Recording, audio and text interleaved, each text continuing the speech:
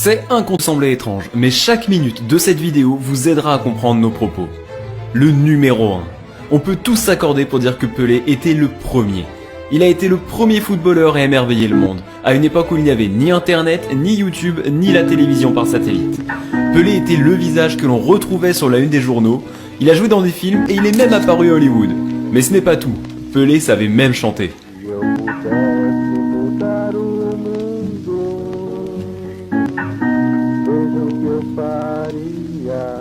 Pelé a été le premier footballeur à transcender le jeu. Il était connu dans le monde entier et il a utilisé sa renommée pour élever les footballeurs au rang de célébrité.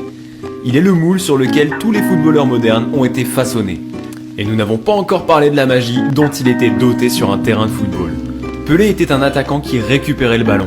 Il avait l'instinct du buteur, il était athlétique comme Cristiano Ronaldo. Il avait également la technique des joueurs les plus élégants de l'histoire. Il n'avait pas la baguette d'un magicien, il était le magicien. Le jeune Edson Arantes do Nascimento aimait le football depuis qu'il était gamin, même si sa mère a tout fait pour l'interdire de jouer. Son père était amoureux du ballon rond, mais de terribles blessures ont mis fin à sa carrière. À cause de ce rêve brisé, la famille a connu la pauvreté. Alors, Pelé jouait pieds nus avec des ballons faits de chaussettes remplies de papier journal, attachés ensemble par des ficelles. C'était son côté créatif.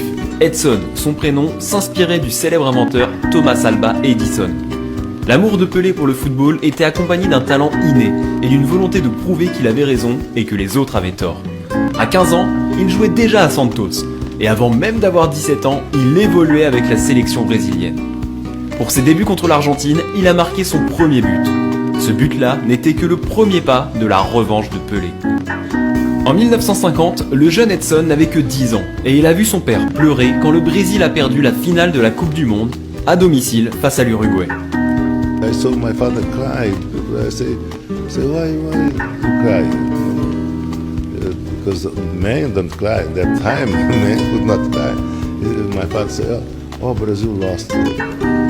Ce jour-là, il a fait une promesse à son père. Je me souviens lui avoir dit en plaisantant, « Papa, ne pleure pas, je vais gagner la Coupe du Monde pour toi. » 14 ans plus tard, en Suède, il est devenu le plus jeune footballeur de l'histoire à disputer un mondial. Puis il est devenu le plus jeune à faire une passe décisive, à marquer, à réaliser un triplé et à marquer un doublé en finale dans l'histoire de la compétition. Incroyable, non? Pelé n'avait même pas 18 ans et il avait déjà remporté une Coupe du Monde en marquant 6 buts en 4 rencontres. Quand le coup de sifflet final a retenti, il s'est écroulé sur le terrain. Il avait déjà tenu la promesse faite à son père et il avait encore toute sa carrière devant lui. Concernant sa carrière, il y a quelque chose que vous devez comprendre.